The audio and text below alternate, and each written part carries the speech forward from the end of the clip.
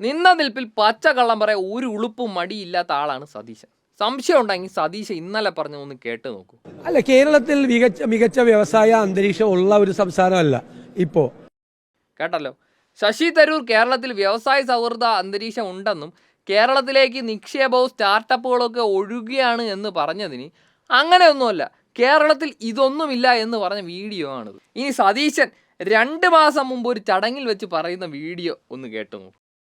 ഞങ്ങളൊരു 1.5 പതിറ്റാണ്ട് കാലമായി ഞാൻ CP രാജീവ് ഉൾപ്പെടെയുള്ള ഈ ന്യൂ ജനറേഷനുള്ള ആളുകൾ മുഴുവൻ നിൽക്കുന്ന ഞങ്ങളൊന്ന് ഇന്നുവരെ ഒരു വ്യവസായ സ്ഥാപനത്തിൽ ഞങ്ങളുടെ ലീഡർഷിപ്പിൽ ഇന്നുവരെ ഒരു സ്ഥലത്തും ഒരു സമരം പോലും ഉണ്ടായിട്ടില്ല. ഒരു സമരം പോലും. ഞാൻ 1.5 പതിറ്റാണ്ടിൻ്റെ കാലമാണ് പറയുന്നത്. അപ്പോൾ കേരളത്തിൽ ആ അന്തരീക്ഷം എല്ലാം മാറി. കേരളത്തിൽ നമുക്ക് വളരെ പോസിറ്റീവായിട്ടുള്ള ഒരു അന്തരീക്ഷം കുറേ വർഷങ്ങളായി നിലനിൽക്കുന്നുണ്ട്. എല്ലാവരും ചേർന്ന് അതിനൊരു മാറ്റമുണ്ടായി എന്ന് പറയണം. അതാണ് മാറ്റം വേണ്ടത്. ഇനി ഇന്നലെ പറഞ്ഞതിനെ നാട്ടുകാർ എടുത്തിട്ട് ഊക്കിയപ്പോൾ സതീശൻ ഇന്ന് പറഞ്ഞതാണ് ഈ വീഡിയോ. ഞങ്ങൾ വ്യവസായ സൗഹൃദം അല്ലാന്ന് ഞാൻ പറഞ്ഞു.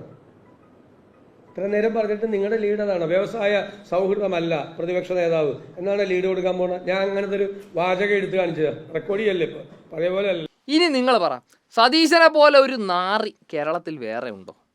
ഈ വീഡിയോയിൽ മാധ്യമങ്ങളോട് ചോദിക്കുന്നതുകൊണ്ട് ഞാൻ അങ്ങനെ പറഞ്ഞതിൻ്റെ ഒരു ഡിജിറ്റൽ തെളിവ് തരാം.